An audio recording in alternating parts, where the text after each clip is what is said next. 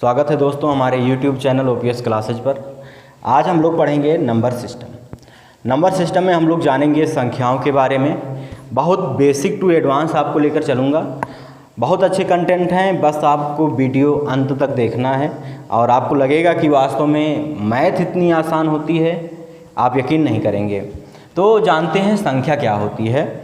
तो प्राचीन समय में मनुष्य जो था एक अबोध बालक की तरह था। उसे संख्याओं का बिल्कुल ज्ञान नहीं था। वो किसी भी वस्तु को गिनने के लिए अपनी हाथ की अंगुलियां तथा पैर की अंगुलियों का प्रयोग करता था। जब ज़्यादा संख्याएं होती थी तो पैर की अंगुलियों को भी उसी में जोड़ लेता था और कम संख्याएं होती थी तो हाथ की अंगुलियों से ही काम चलाते थे। धीरे धीरे इसका विकास हुआ और आज के दिनों में हम लोग देखते हैं कि बच्चों को समझाने के लिए हम लोग कंचे की गोली का प्रयोग करते हैं या फिर चाक का प्रयोग करते हैं या फिर टॉफ़ियाँ दिखाकर हम उनको समझाते हैं कि ये एक टॉफ़ी है या दो टॉफ़ी या कितनी टॉफ़ियाँ हैं। तो हम कहने का मतलब क्या है कि संख्या क्या होता है, यह कैसे हम डिफाइन करेंगे। तो हम ये कह सकते हैं कितनी वस्तुएं हैं का जिससे बोध हो उसी को क्या कहते हैं, संख्या कहते हैं। कितनी वस्तुएं हैं, कितनी वस्तुएं हैं का जिससे बोध होता है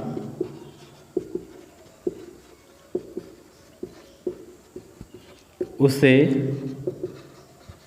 संख्या कहते हैं। इसी को हम नंबर्स कहते हैं या नंबर कहते हैं। अब संख्या के बारे में तो हम जान गए। अब हम जानेंगे अंक कहाँ से आया। तो जब संख्या हम समझ गए तो हमें एक चीज़ और पढ़नी चाहिए, वो है संख्यांक। संख्यांक क्या होता है, कहने का मतलब क्या है, अगर किसी संख्या को हम उसके संकेत के रूप में लिखें, संख्या को जिन संकेतों के रूप में लिखने के लिए प्रयुक्त किया जाता है या संख्या को जिन संकेतों के रूप में लिखा जाता है उसी को संख्यांक कहते हैं या अंक कहते हैं। उसी को संख्यांक या अंक कहते हैं। जैसे अगर हम इसके उदाहरण की बात करें, उदाहरण से हम इसे समझें कि वास्तव में संख्या और अंक में क्या अंतर है, तो हम ये कह सकते हैं, मान लीजिए ये कोई वस्तु है जिसमें हमने 1 2 3 4 5 6 कंचे की गोलियां रखी हुई हैं। ये कोई वस्तु है जिसमें हमने 6 कंचे की गोलियां रखी हुई हैं। तो अगर हम इसे संख्या के रूप में निरूपित करें तो हम लिख सकते हैं 6। ये 6 क्या बता रहा है, संख्या बता रहा है। हम आपसे पूछें अगर कितनी कंचे की गोलियां हैं तो 6 आप लिख दिए तो ये क्या है, संख्या है। लेकिन अगर हम इसे इसके संकेत के रूप में इस प्रकार लिखें 6 या 6 लिखें तो ये क्या बता रहा है, आपका संख्यांक बता रहा है या अंक के बारे में बता रहा है, या अंक के बारे में बता रहा है। और बातें करें अगर इसके बारे में तो हम लोग जानते हैं कि गणित की भाषा में 10 अंकों का प्रयोग किया जाता है पूरी गणित को लिखने के लिए या संख्याओं को प्रदर्शित करने के लिए, अंकों को पूरी तरह से लिखने के लिए। वो 10 कौन कौन सी हैं, पहला है 0 1 2 3 4 5 6 7 8 9। इन्हीं 9 संख्यांक या अंकों का प्रयोग करके हम पूरी गणित को समझते हैं और लिखते हैं। तो आइए समझते हैं हम संख्याओं को लिखते कैसे हैं और पढ़ते कैसे हैं, इसके बारे में जानते हैं पहले। तो दोस्तों संख्याओं को हम 2 प्रकार से लिख सकते हैं। पहला है राष्ट्रीय पद्धति, राष्ट्रीय पद्धति। दूसरा है अंतर्राष्ट्रीय पद्धति, अंतर्राष्ट्रीय पद्धति। ये क्या होते हैं इसके बारे में जानते हैं। पहले हम जानते हैं राष्ट्रीय पद्धति क्या है। जैसे भारतीय पद्धति में देखा जाए तो राष्ट्रीय पद्धति में गणित का जो प्रयोग होता है वो होता है दाहिने से बाईं तरफ लिखी जाती हैं संख्याएं, उसके बाद पढ़ी जाती हैं। जैसे अगर हम लिखें यहाँ पर 96,595, तो ये पढ़ी किधर से जाएंगी, ये लिखी किधर से जाएंगी, इधर से लिखी जाएंगी और इधर से ही इनको पढ़ा जाएगा। किस प्रकार से, ये वाला जो अंक होता है, ये लास्ट वाला अंक, इसे हम लोग कहते हैं इकाई का अंक। ये है इकाई और इकाई का मतलब होता है 1। ये वाला जो अंक है इसे हम लोग कहते हैं दहाई। और दहाई का मतलब होता है 10। अभी हम इसके बारे में पूरी तरह से बताएंगे कैसे है ये 96,595। उसके बाद तीसरी बात अगर करें तो ये है सैकड़ा, इसलिए इसे हम लोग लिखते हैं 100। और ये है हजार के स्थान पर, इसलिए इसे हम लिखते हैं हजार, हजार को हजार। ये है 10,000 के स्थान पर, इसे हम लोग लिख लेते हैं 10,000, 10,000। और 10,000 को हम लोग लिखते हैं कुछ इस प्रकार से। अब कहने का मतलब क्या है यहाँ पर, इसे अगर मैं हिंदी में लिखूं तो इसे हम लिख सकते हैं 96,595।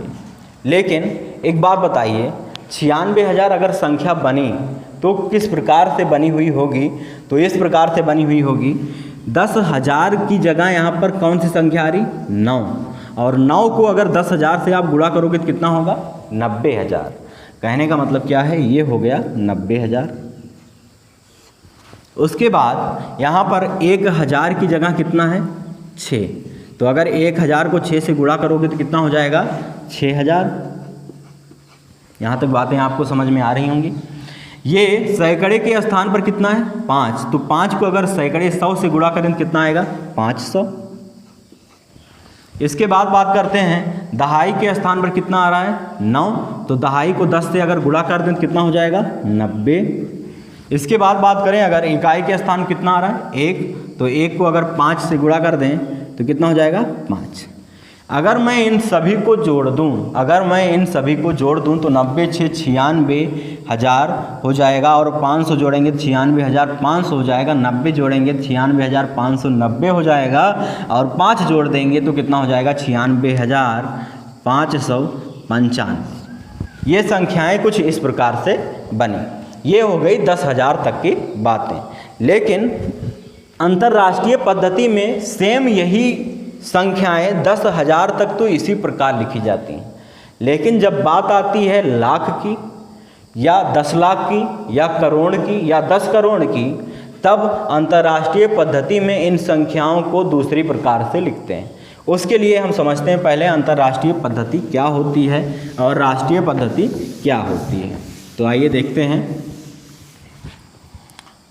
राष्ट्रीय पद्धति में सर्वप्रथम दाहिने से बाएं तरफ जब संख्याओं को लिखते हैं तो दाहिने एकदम बाएं से लास्ट स्थान पर जो संख्या आती है, जिसे दाहिने स्थान का पहली संख्या कहते हैं, उसे हम लोग कहते हैं इकाई। वो संख्या इकाई के स्थान पर आती है। फिर इसके बाद आती है दहाई की बात, इसके बाद आता है सैकड़ा, इसके बाद आता है हजार, फिर 10,000, 10,000 इकाई दहाई सैकड़ा हजार 10,000। फिर आता है लाख, फिर 10 लाख, फिर उसके बाद करोड़ और फिर 10 करोड़। ये हमने बात की आपसे राष्ट्रीय पद्धति की। अब बात कर लेते हैं अंतर्राष्ट्रीय पद्धति की। अंतर्राष्ट्रीय पद्धति में भी ज़्यादा डिफरेंस नहीं है। अंतर्राष्ट्रीय पद्धति में संख्याओं को भी दाहिने से बाईं तरफ लिखते हैं और उसी तरह से पढ़ते भी हैं। लेकिन यहाँ पर जो चेंजेस हैं वो मैं आपको बता रहा हूँ। यहाँ पर इकाई के स्थान पर इकाई ही आता है,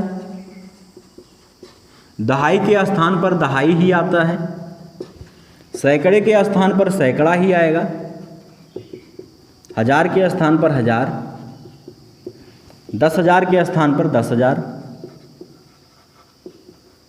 लेकिन यहाँ 1 लाख, लाख से परिवर्तन शुरू हो जाता है। जहाँ पर लाख की बात आती है वहाँ पर अंतर्राष्ट्रीय पद्धति में इसे कहा जाता है 100,000। जहाँ पर 10 लाख की बात आती है वहाँ पर इसे कहा जाता है 1 मिलियन। जहाँ पर करोड़ की बात आती है तो उसे कहा जाता है 10 मिलियन। और जहाँ पर 10 मिलियन, जहाँ पर 10 करोड़ की बात आती है उसे कहते हैं अंतर्राष्ट्रीय पद्धति में 100 मिलियन। ये डिफरेंस है राष्ट्रीय तथा अंतर्राष्ट्रीय पद्धति में। अगर हम इसके उदाहरण की बात करें तो हम लिखते हैं एक संख्या 14 36 91 921 14, 36, 91, 921। अब इन दोनों संख्याओं को, इस संख्या को इन दोनों पद्धति में हम किस प्रकार से पढ़ेंगे हम उससे आपको बताते हैं। देखिए यहाँ पर क्या है, 10 करोड़, कहने का मतलब क्या है, अगर हम इसे पढ़ें इकाई, दहाई, सैकड़ा, हज़ार, 10,000, लाख, 10 लाख, करोड़, 10 करोड़, तो राष्ट्रीय पद्धति में हम इसे कह सकते हैं 14,36,91,921। इसे हम लोग कह सकते हैं 14,36,91,921। लेकिन जहाँ बात आती है अंतर्राष्ट्रीय पद्धति की, तब हम इसे दूसरी तरह से पढ़ते हैं। कैसे पढ़ेंगे, यहाँ पर क्या लिखा है, 100 मिलियन। कहने का मतलब क्या है, ये जो संख्या है इसे अंतर्राष्ट्रीय पद्धति में, ये राष्ट्रीय पद्धति की है, अंतर्राष्ट्रीय की अगर बात करें हम तो इसे इस प्रकार से यहाँ पर पढ़ेंगे, ये है 143 मिलियन, 143 मिलियन, उसके बाद 691,921। ये है अंतर्राष्ट्रीय पद्धति और राष्ट्रीय पद्धति में अंतर। ये बातें आपको समझ में आई होंगी। इसका स्क्रीनशॉट लीजिए, फिर आगे बात करते हैं।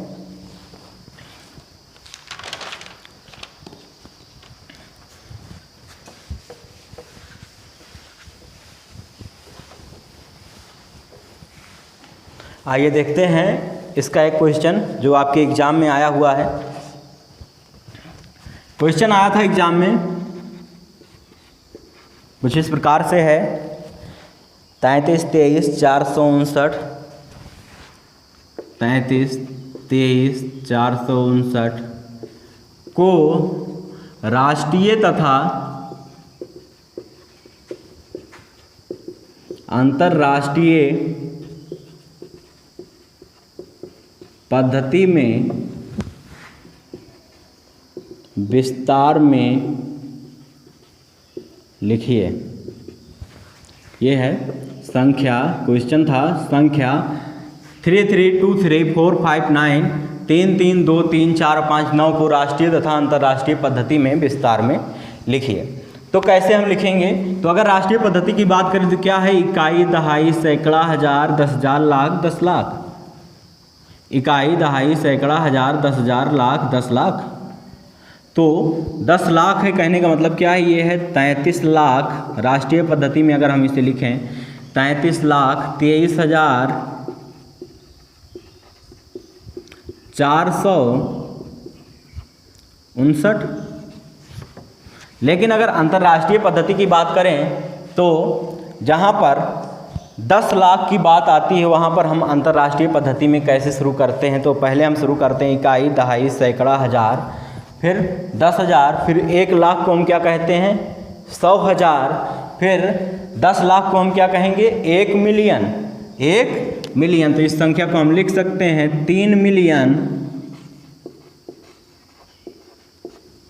और ये कितना है, 323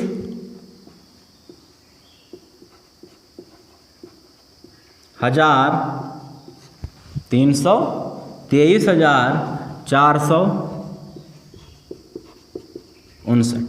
ये है अंतर्राष्ट्रीय पद्धति।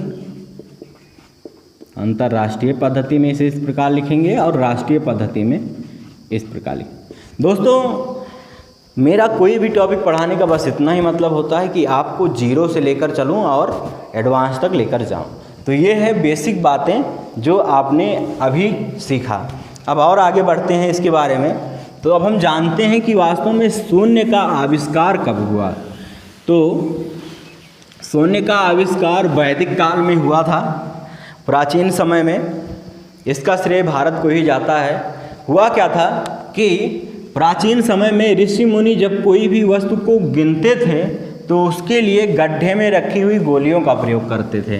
कुछ इस प्रकार से, जैसे ये गड्ढा है तो इसमें अगर इन्होंने 4 वस्तु को इनको गिनना है तो ये 4 गोलियां इस प्रकार से रखते थे। अगर 2 वस्तुओं को गिनना तो इस गड्ढे में 2 गोलियां रख देते थे। अगर 3 वस्तुओं को गिनना है तो गड्ढे में 3 गोलियां रखकर और इसका प्रयोग करते थे। लेकिन इनको यह नहीं पता था कि अगर कोई खाली गड्ढा हो तब उसमें हम किस प्रकार से इसका यूज करेंगे। तो यहाँ पर अगर 4 गोलियाँ हैं तो ऋषि मुनि इसके लिए इस प्रकार से 4 लिखते थे, 2 गोलियाँ हैं तो इसके लिए 2 इस प्रकार से, 3 गोलियाँ हैं तो 3। लेकिन यहाँ पर जो खाली गड्ढा था इसके लिए उनके पास कोई संकेत था ही नहीं, कैसे हम इसको उपयुक्त करें।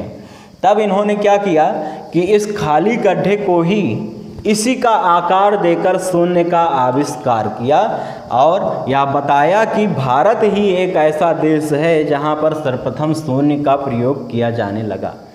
तो यहाँ पर क्या किया इन्होंने, इस खाली गड्ढे को ही 0 का आकार दे दिया, थोड़ा छोटा किया और यहीं से आपके शून्य का आविष्कार हुआ, जिसका श्रेय हमेशा भारत को ही जाता है। वैदिक काल में ऋग्वेद में इसके बहुत सारे उदाहरण मिलते हैं, आप देखेंगे आपको पता चलेंगे। और बातें करते हैं संख्याओं के वास्तविक तथा स्थानीय मान। आइए जानते हैं संख्याओं के वास्तविक मान तथा स्थानीय मान क्या क्या हो सकते हैं। तो जैसे मैं अगर आपसे कहूं कि कोई बच्चा जब विद्यालय जाता है तो जिस नाम से उसका रजिस्ट्रेशन हो जाए विद्यालय में, वही नाम उसका हमेशा के लिए प्रचलित हो जाता है। उस फेस के लिए तो रजिस्टर हो जाता हो नाम। क्यों? क्योंकि उसकी मार्कशीट जो बन के आने वाली, जो रिजल्ट्स आने वाले, वो उसी नाम से आएंगे।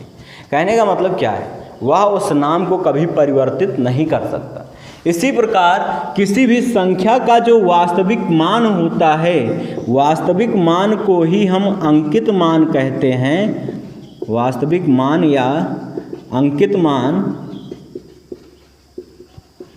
और इस वास्तविक और अंकित मान को हम कभी परिवर्तित नहीं कर सकते। मतलब क्या है इसका? मतलब यह है कि अगर कोई संख्या 2 है तो 2 का आंकिक मान जो होगा वो 2 ही होगा। कोई संख्या 3 है तो 3 का आंकिक मान जो होगा वो 3 ही होगा। 4 संख्या जो है वो 4 का अंकित मान जो है वो 4 ही होगा। कोई संख्या 9 है, उसका जो अंकित मान होगा वो 9 ही होगा, या परिवर्तित नहीं किया जा सकता है। लेकिन अगर संख्याओं के स्थानीय मान की बात की जाए तो जब उन अंकों के स्थान बदलेंगे तब उनके मान में भी परिवर्तन आएगा। किस प्रकार से, इसके लिए आइए देखते हैं उदाहरण। स्थानीय मान के बारे में जानते हैं।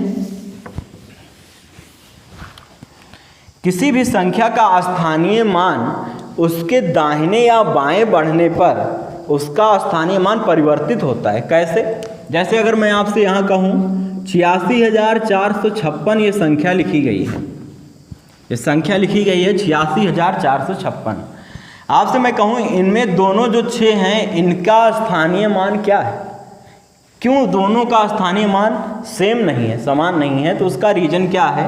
यहाँ पर 6 जो है वो इकाई के स्थान पर आया हुआ है, यहाँ पर ये 5 जो है ये दहाई के स्थान पर आया हुआ है, 4 जो है ये सैकड़े के स्थान पर आया हुआ है, 6 जो है ये 1000 के स्थान पर आया हुआ है, 8 जो है ये 10,000 के स्थान पर आया हुआ है।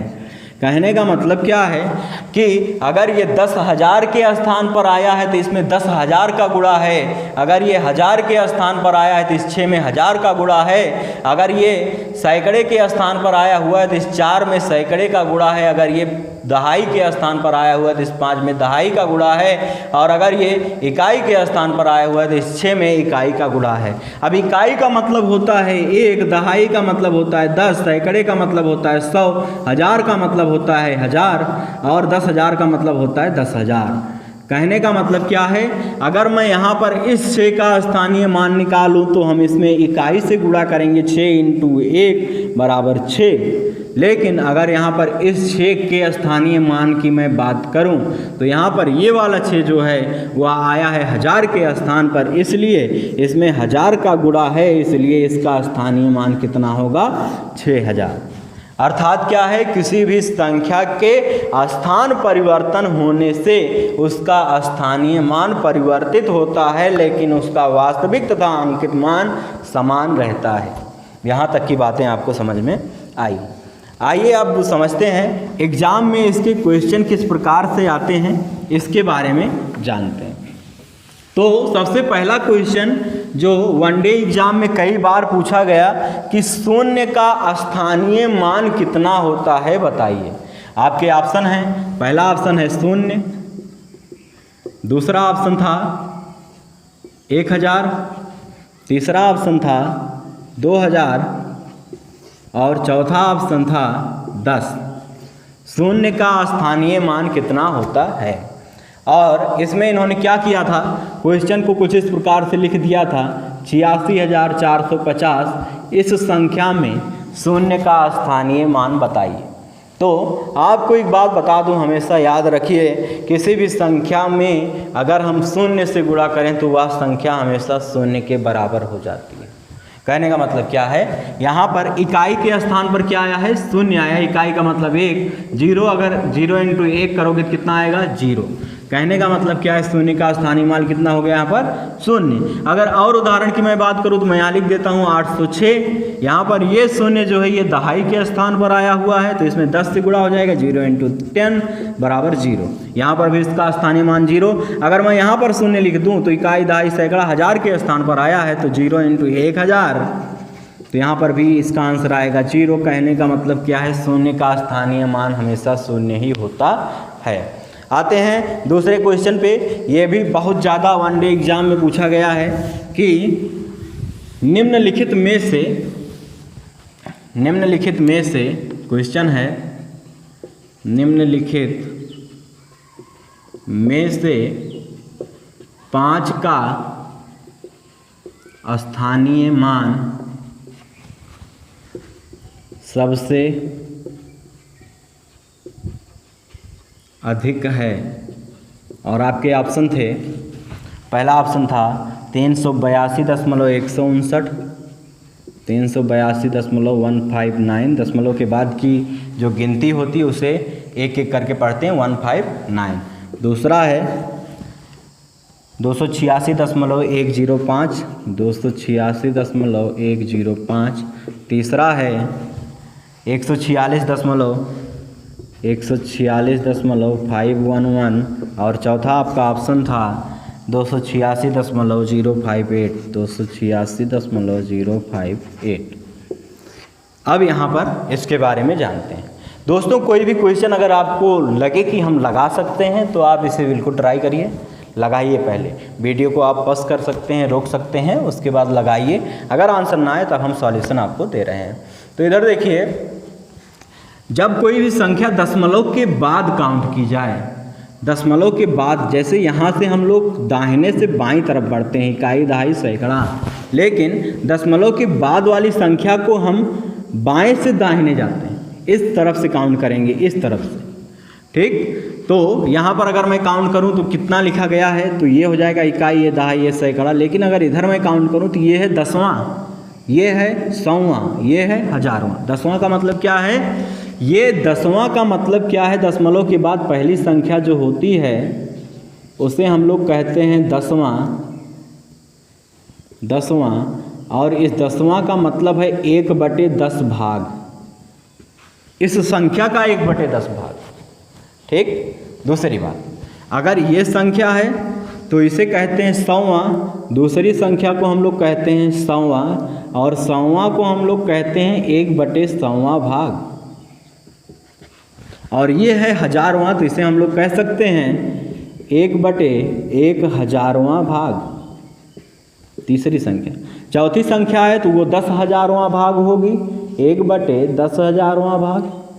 पांचवी संख्या आएगी तो 1 लाख, छठी 10 लाखवां भाग। इस प्रकार से हम बढ़ते जाएंगे। अब इसके बाद समझते हैं और बातें। एक बात बताइए, इसका स्क्रीनशॉट लेते रहिएगा, नोट करते रहिएगा, क्योंकि वीडियो तो आप कहीं भी कभी भी रोक सकते हैं, इसलिए हम अपनी गाड़ी को आगे बढ़ाते रहेंगे। आपको जहाँ लगे आप वीडियो को रोक लीजिए, उसे नोट कर लीजिए, फिर आगे बढ़िए। तो अब देखते हैं, समझते हैं। एक बात बताइए, मान लीजिए ये आपके पास एक सेब है, मैं एक सेब बना देता हूँ, ये एक सेब है आपके पास, एक और सेब है आपके पास, इतना ही बड़ा, दोनों की साइज़ बराबर है। अगर मैं आपसे कहूँ कि इस सेब को आप 10 भागों में काटिए, इस सेब को आप 10 भागों में काटिए, 10 भाग में, इस सेब को आप 100 भाग में काटिए, एक और सेब इसी के बराबर, दोनों बराबर साइज की हैं, इस सेब को मैं बनाता हूँ और अगर आपसे कहूँ इस सेब को आप 1000 भाग में काटिए, तब होगा क्या? इन सब में सबसे बड़ा भाग, सब सेब के सबसे बड़े भाग कौन कौन से होंगे? जिस एक सेब में 10 भाग किए होंगे, जिस एक सेब के 100 भाग किए होंगे, जिस एक सेब के 1000 भाग किए होंगे, उन सब में सबके भाग छोटे ज़रूर होंगे, लेकिन सबसे बड़ा तीनों सेब में जिसके भाग होंगे वो इस सेब के होंगे, क्योंकि इस सेब में मात्र हम इसके 10 ही भाग किए। 100 भाग करेंगे तो और छोटे हो जाएंगे इससे भाग, 1000 भाग करेंगे तो और छोटे हो जाएंगे। इसका मतलब क्या है कि कहीं ना कहीं 10वां जो है, 10वां भाग जो है वो 100वां से और 1000वां से बड़ा है, या 1 लाखवां से बड़ा है, या 10 लाखवां से बड़ा है। तो इसका मतलब क्या है? आपको यहाँ पर बताना है निम्नलिखित में से 5 का स्थानीय मान सबसे अधिक किसमें है? तो 5 का स्थानीय मान इसमें सबसे अधिक उसी संख्या का होगा जिस संख्या में सबसे पहले 5 जो है वो 10वें के स्थान पर आया होगा। तो इस ऑप्शन में हम देखते हैं 5 10वें के स्थान कहाँ आया है। यहाँ पर 5 जो है वो 100वें के स्थान पर आया है, यहाँ पर 1000वें के स्थान पर आया है, यहाँ पर 10वें के स्थान पर आया है, यहाँ पर 100वें के स्थान पर। और हमने क्या कहा कि जो जहाँ पर 5 10वें के स्थान पर आया होगा वहाँ पर उसका स्थानीय मान सबसे अधिक होगा, इसलिए इसका स्थानीय मान सबसे अधिक होगा। ये है इसका आंसर, नोट कर लीजिए। आगे बढ़ते हैं अब इसके। एक क्वेश्चन और एग्जाम में आया था, 83,456 में 3 का स्थानीय मान ज्ञात कीजिए। 3 का स्थानीय मान आपका पहला ऑप्शन था 3000, दूसरा ऑप्शन था 300, तीसरा ऑप्शन था 30, चौथा ऑप्शन था 3। इन 4 ऑप्शन में आपको 3 का स्थानीय मान बताना है। अब आपको क्या करना है? इसके लिए आपको यहाँ देखना है सर्वप्रथम कि 3 किस स्थान पर आया हुआ है। तो यहाँ पर अगर हम देखें इकाई, दहाई, सैकड़ा, हजार, 3 जो है वो 1000वें स्थान पर आया हुआ है। इसका मतलब इसमें कहीं ना कहीं 1000 का गुणा है, और 3 को 1000 से गुणा करोगे तो 3000 आएगा, इसलिए इसका आंसर कितना हो गया? 3000 हो गया। और आगे बढ़ते हैं। ये हो गई सामान्य जानकारियाँ जो आपको जानना था। अब आइए समझते हैं संख्या पद्धति का विकास किस प्रकार से हुआ, संख्याओं का विकास किस किस प्रकार से हुआ उसके बारे में हम समझते हैं। तो सर्वप्रथम संख्या जो आई वो थी आपकी प्राकृतिक संख्या। प्राकृतिक संख्या जिसे हम लोग प्राकृत संख्या भी कहते हैं। इंग्लिश में अगर मैं इसका नाम कहूँ तो इसे हम लोग नेचुरल नंबर कहते हैं, प्राकृत संख्या। तो इसे समझने के लिए एक बात बताइए, कोई भी चीज़ हो तो आप प्रैक्टिकली उसे सोचिए, उससे क्या होगा आपको समझने में आसान हो जाएगा। जैसे अगर मैं यहाँ पर लिखूँ 1 2, यहाँ पर हमने 5 गेंद बनाई हैं, ये गेंद है। फिगर थोड़ा अच्छा नहीं है, इसके लिए आप खुद ही समझिएगा गेंद बना के। तो इधर देखिए ये 5 गेंदें हमने बनाई हैं, और अगर मैं आपसे कहूँ कि इससे आप गिन लीजिए तो आप कैसे गिनेंगे? 0 1 2 3 4, या फिर गिनेंगे 1 2 3 4 5। आप गिनेंगे, जाहिर सी बात है 1 2 3 4 5। इसका मतलब क्या है कि वह संख्याएं जो गिनने के लिए प्रयुक्त होती हैं उन्हीं को हम क्या कहते हैं? प्राकृतिक संख्याएं कहते हैं। तो यहाँ पर प्राकृतिक संख्याएं क्या होती हैं? हमने अभी बताया 0 से हम कोई काउंटिंग नहीं करते हैं, इसलिए वह संख्याएं जो गिनने के लिए प्रयुक्त की जाती हैं उन्हें हम लोग प्राकृतिक संख्याएं कहते हैं। प्राकृतिक संख्याओं को हम लिखते हैं n से, और ये होती हैं 1 2 3 4, ऐसे बढ़ते जाइए और अनंत तक। कहने का मतलब क्या है? सबसे बड़ी प्राकृतिक संख्या अभी ज्ञात नहीं की जा सकी है, इसीलिए यहाँ पर लिखा गया है इनफाइनाइट। अब बात की जाए इसके बाद इसके फैक्ट के बारे में, और सारी जानकारियाँ इसमें लेते हैं। तो कभी कभी पूछा जाता है कि सबसे छोटी प्राकृतिक संख्या कौन कौन सी हैं? सबसे छोटी प्राकृतिक या प्राकृत संख्या कौन सी है? तो एक ही है प्राकृतिक संख्या जो सबसे छोटी है, और वह कौन सी संख्या यहाँ पर? 1। दूसरी बात, एग्जाम में पूछा जाता है सबसे बड़ी प्राकृत संख्या कौन सी है? तो सबसे बड़ी अगर प्राकृत संख्या की बात करें तो सबसे बड़ी कौन कौन सी है? सिर्फ है अनंत, जो कि अभी ज्ञात नहीं की जा सकी है। और अगर इसके बारे में बात करें तो प्राकृतिक संख्याएं जो भी हैं उनके अगर दाहिने बढ़ा जाए, जैसे 2 के दाहिने बढ़िए तो होगा क्या? 2 के दाहिने बढ़ने पर जो संख्या प्राप्त होगी उसे हम लोग कहेंगे अनुवर्ती संख्या। और अगर इस संख्या के बाएं बढ़ा जाए, किसी भी संख्या के दाहिने बढ़ने पर हमें क्या प्राप्त होती है? अनुवर्ती संख्या। किसी भी संख्या के अगर हम बाएं बढ़ें अपने हाथ की बाएं, तो जो संख्या हमें प्राप्त होगी वो होगी पूर्ववर्ती संख्या। पूर्ववर्ती संख्या। यहाँ तक बातें आपको समझ में आई। कहने का मतलब क्या है? अनुवर्ती संख्या किसी भी संख्या में 1 जोड़ने पर प्राप्त होती है तथा पूर्ववर्ती संख्या किसी भी संख्या में 1 घटाने से प्राप्त होती है। जैसे अगर आपसे एग्जाम में कभी कभी पूछा जाता है कि 9999 की अनुवर्ती तथा पूर्ववर्ती संख्या ज्ञात कीजिए। 9999 की अनुवर्ती तथा पूर्ववर्ती संख्या ज्ञात कीजिए। तो अनुवर्ती संख्या 1 जोड़ने पर प्राप्त होती है, इसलिए इसकी अनुवर्ती संख्या इसमें अगर 1 जोड़ दे तो हो जाएगी 10,000। पूर्ववर्ती संख्या 1 घटाने पर प्राप्त होती है, इसलिए इसकी पूर्ववर्ती संख्या होगी 9998। इसका स्क्रीनशॉट लीजिए और फिर आगे बात करते हैं इसके फैक्ट के बारे में। यहाँ तक की बातें आपको समझ में आ गई। अब दूसरी बात, कोई कहे भैया 1 की पूर्ववर्ती तथा अनुवर्ती संख्या ज्ञात कीजिए। तब क्या करेंगे आप? 1 की पूर्ववर्ती संख्या कोई है ही, ठीक ना, इसलिए 1 की पूर्ववर्ती संख्या नहीं ज्ञात की जा सकती, क्योंकि 1 स्वयं सबसे छोटी प्राकृतिक संख्या है। लेकिन इसकी अनुवर्ती संख्या ज्ञात की जा सकती है, और वह कितनी होगी? 2 होगी, क्योंकि अनुवर्ती संख्या में हम 1 जोड़ते हैं तब हमें प्राप्त होती है अनुवर्ती संख्या। अब बात करते हैं पूर्ण संख्याओं के बारे में। ये हो गई प्राकृतिक संख्या। अब बात करेंगे हम पूर्ण संख्याओं के बारे में। पूर्ण संख्या क्या हो, जिसे हम लोग होल नंबर भी कहते हैं। तो पूर्ण संख्याओं को हम W से प्रदर्शित करते हैं, W से।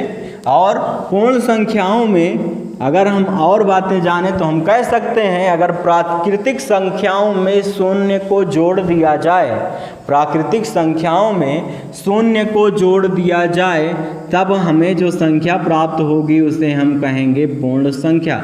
यहाँ पर हमने n इसलिए लिखा क्योंकि प्राकृतिक संख्या को n से लिखते हैं, और इसमें हम शून्य को जोड़ दें तब हमें प्राकृतिक संख्या प्राप्त होगी। प्राकृतिक संख्या को हम W से प्रदर्शित करते हैं। कहने का मतलब क्या है? अगर हम प्राकृतिक संख्या को लिखें तो हम लिख सकते हैं W बराबर 0 1 2 3 ...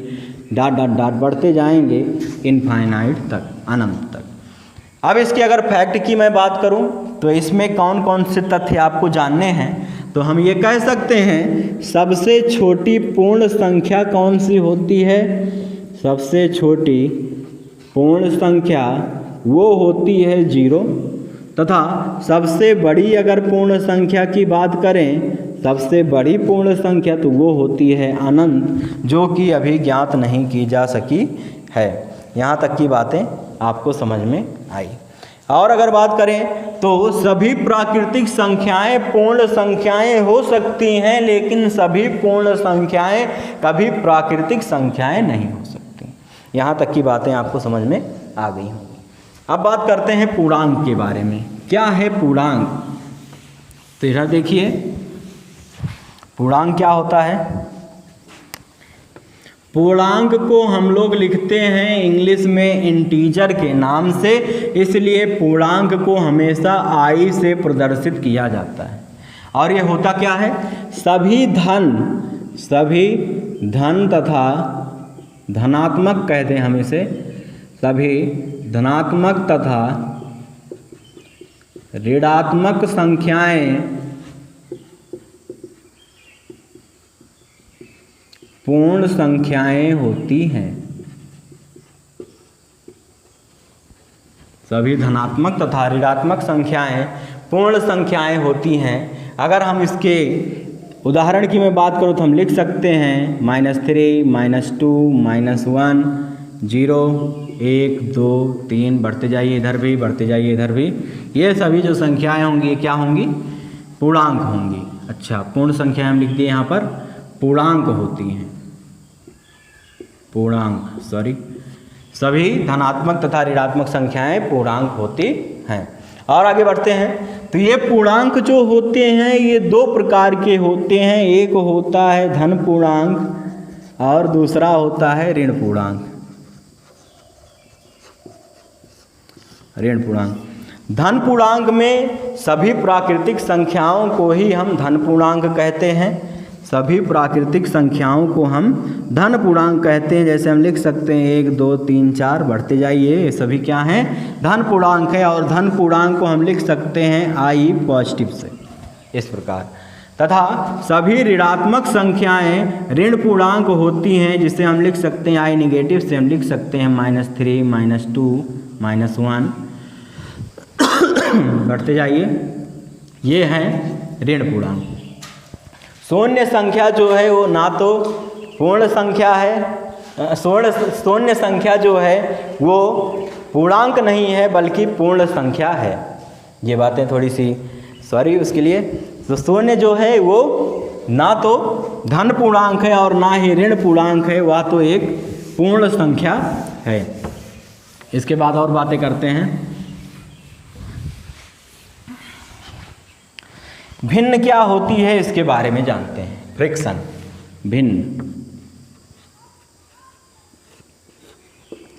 अगर मैं भिन्न की बात करूं तो मैं ये कह सकता हूं वह संख्याएं जिन्हें अंश बटे हर के रूप में, अंश बटे हर के रूप में लिखा जा सके भिन्न कहलाती हैं। वह संख्याएं जिन्हें अंश बटे हर के रूप में लिखा जा सके भिन्न कहलाती हैं। कहने का मतलब क्या है, अगर मैं अंश को p से लिखूं और हर को q से लिखूं तो ये क्या हो गया, भिन्न। लेकिन इसमें एक बात ध्यान देने वाली है, यहाँ पर हर कभी शून्य के बराबर नहीं होता। कहने का मतलब क्या है, q is not equal to 0, हर कभी शून्य नहीं होगा, तब वह जो संख्या होगी वह क्या कहलाएगी, भिन्न कहलाएगी। और अगर इसके तथ्य की बात करूं तो अंश जो होता है वह पूर्ण संख्या हो सकती है, अंश में पूर्ण संख्या हो सकती है, लेकिन हर में सिर्फ प्राकृतिक संख्या ही या प्राकृत संख्या ही होगी, तभी वह भिन्न कहलाएगी। अगर भिन्न आपने समझ लिया है तब आपको समझना ज़्यादा जरूरी है क्या चीज़, परिमेय संख्या किसे कहते हैं। परिमेय संख्या, परिमेय संख्या की भी परिभाषा समान है। वह संख्याएं जिन्हें अंश बटे हर के रूप में या p/q के रूप में लिख सकते हैं, जहां पर हर शून्य के बराबर ना हो, हर इज नॉट इक्वल टू 0, परिमेय संख्या कहलाती हैं। अब आप कहेंगे दोनों की परिभाषा तो समान है, फिर इन दोनों में डिफरेंस क्या है। तो डिफरेंस ये है कि सभी परिमेय संख्याएं भिन्न नहीं हो सकती, लेकिन सभी भिन्न संख्याएं परिमेय संख्याएं हो सकती हैं। इसका मतलब क्या है, जितनी भी परिमेय संख्याएं हैं उन्हें आप अगर भाग देंगे तो वो शांत दशमलव के रूप में मिलेंगी। शांत दशमलव, दशमलव दो प्रकार का होता है, एक होता है शांत दशमलव, दूसरा होता है अशांत दशमलव।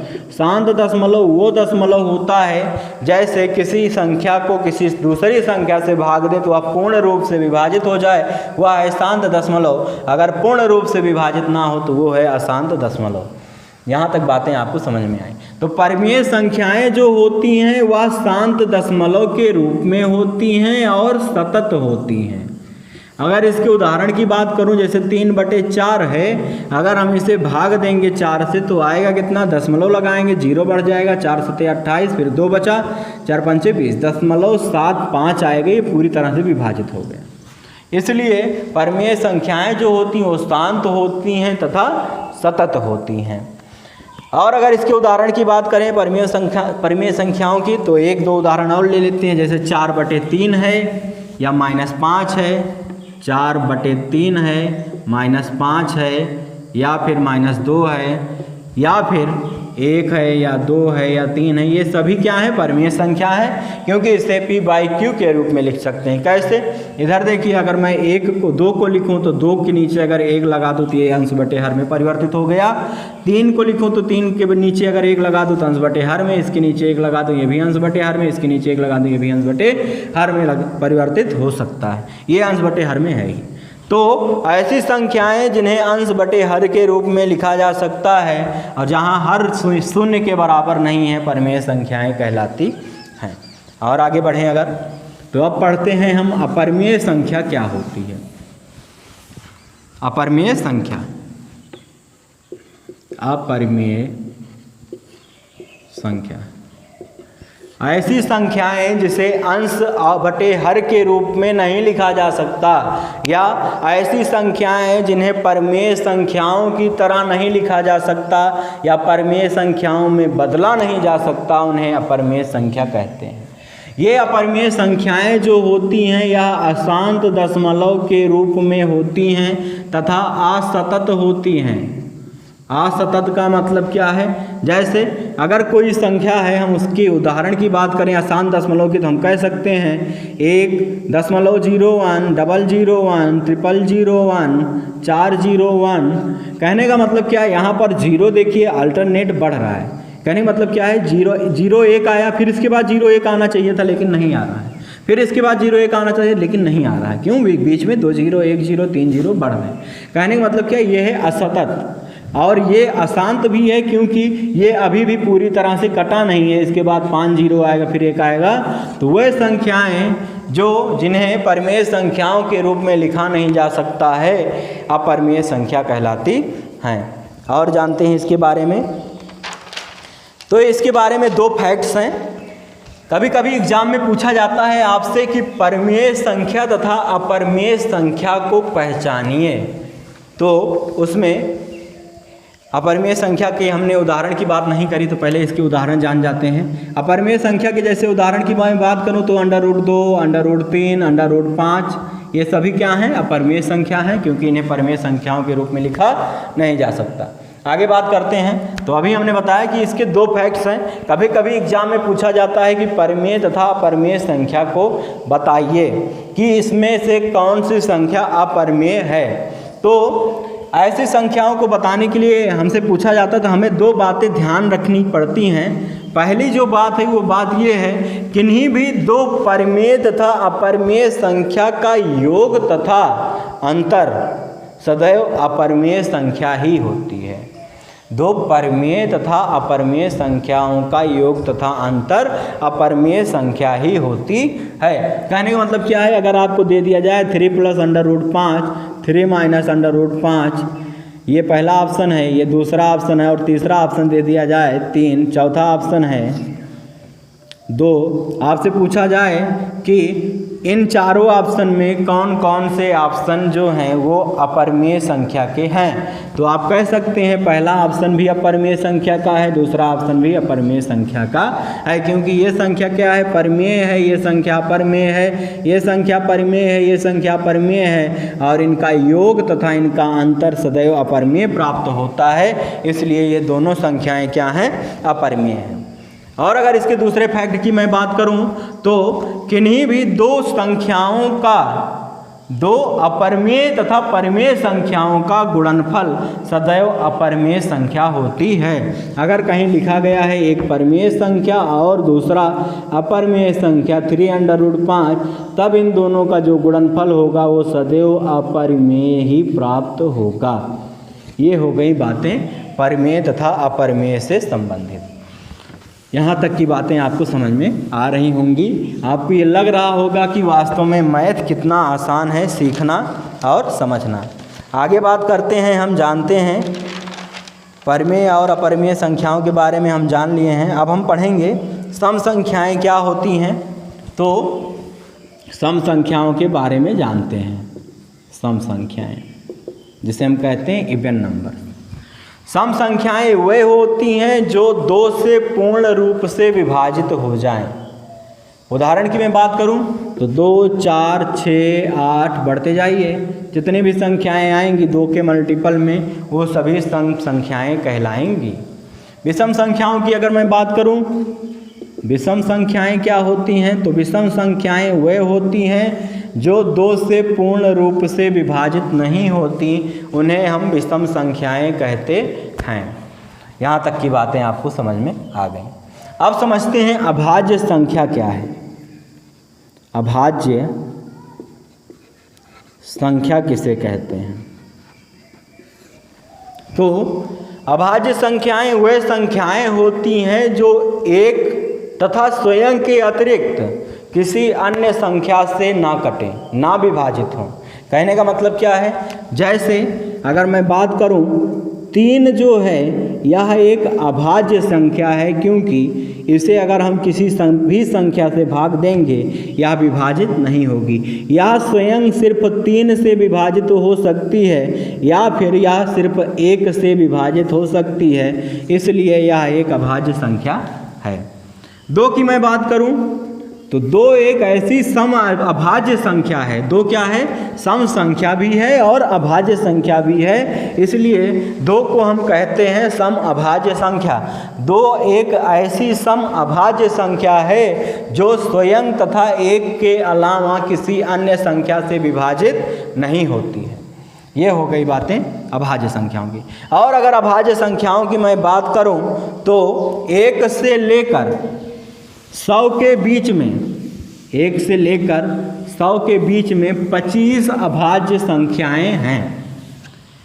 अब एग्जाम में पूछा गया कि संख्या 1 जो है वह अभाज्य है, अभाज्य संख्या है या भाज्य संख्या है या ना तो भाज्य है और ना ही अभाज्य है। तो 1 जो है वह ना तो भाज्य संख्या है और ना ही अभाज्य संख्या है, क्योंकि 1 सबसे छोटी प्राकृतिक संख्या है, जो कि हमने प्राकृतिक संख्या में आपको सबसे पहले बताया।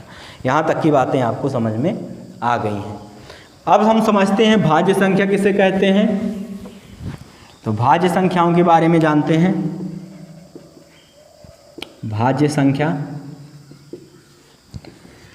भाज्य संख्याएं वे संख्याएं होती हैं जो स्वयं और 1 के अतिरिक्त किसी अन्य संख्या से पूर्ण रूप से विभाजित हो जाएं, उन्हें हम क्या कहेंगे? भाज्य संख्या कहेंगे। जैसे अगर मैं 4 की बात करूं तो 4 जो है वो 1 से भी विभाजित हो जाएगा। दूसरी बात, या स्वयं से भी 4 से भी विभाजित हो जाएगा। तीसरी बात अगर मैं करूं तो यह 2 से भी विभाजित हो जाएगा, इसलिए 4 एक भाज्य संख्या है। 8 की मैं बात करूं, 8 एक ऐसी संख्या है जिसे हम 1 से भी विभाजित करेंगे हो जाएगा, 2 से भी विभाजित करेंगे विभाजित हो जाएगा, 4 से भी विभाजित करेंगे विभाजित हो जाएगा, 8 से भी विभाजित करेंगे विभाजित हो जाएगा। कहने का मतलब क्या, ये भी क्या है? एक भाज्य संख्या है। तो आज हमने देखा संख्या क्या होती है तथा संख्याओं को गिनते कैसे हैं, पढ़ते कैसे हैं, तथा इनका विकास किन किन प्रकार से हुआ और या कितने प्रकार की होती हैं। ये सारी बातें हमने आज के लेक्चर में आपको बताई। दोस्तों, आपको इस वीडियो में जहाँ भी ना समझ में आया हो वहाँ आप हमें कमेंट करके बताइए, लेकिन हमने पूरी कोशिश की है आपको पूर्ण रूप से समझाने की। आप हमें कमेंट में दीजिए अगर ना समझ में आए, उसके लिए भी हम आपको सॉल्यूशन देंगे, बताएंगे कि कैसे क्या है। और सारी जो भी प्रॉब्लम्स हैं वो आप में शेयर करिए, हम आपको बताएंगे उसका सॉल्यूशन। उसके लिए भी हम आपके लिए वीडियो लेकर आएंगे। हमारा बस एक ही ध्येय होता है कि जीरो से लेकर एडवांस तक ले चलना। जैसा कि इस वीडियो में आपको एक झलक दिखाई दी होगी, सारी वीडियो में जितने भी कंटेंट हमने दिए हैं वो हमने बेसिक से लेकर एडवांस तक के बताए हैं। और भी जहां आपको ना समझ में आया हो, आप हमें अपने सुझाव दीजिए, बताइए वीडियो कैसे लगी। और अगर पसंद आई हो तो ज़्यादा से ज़्यादा लोगों के पास शेयर करिए ताकि उनको भी इसका लाभ मिले। हमारे चैनल को सब्सक्राइब करिए। इसका दूसरा पार्ट हम बहुत जल्द लेकर आएंगे, जिसमें इसके शेष भाग होंगे, न्यूमेरिकल्स भी अच्छे अच्छे क्वेश्चन लेकर आएंगे, उसे देखना ना भूलिएगा। बहुत बहुत धन्यवाद।